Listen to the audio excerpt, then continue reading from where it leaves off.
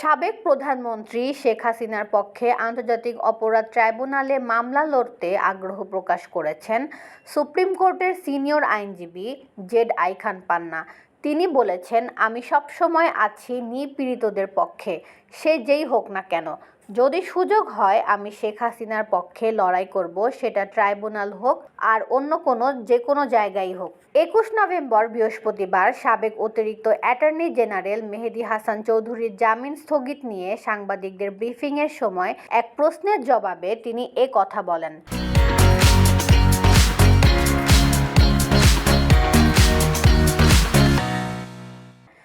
Z I খান পান্না বলেন, আগে ছিল গণগ্রেপ্তার, এখন হচ্ছে গণমামলা। তো গণমামলা হলে পরে গণগ্রেপ্তার হবে। এটার ভিকটিম একসময় আমিও ছিলাম, তবে অকল্পনীয়ভাবে গণমামলা চলছে, এমন এর আগে কখনো হয়নি।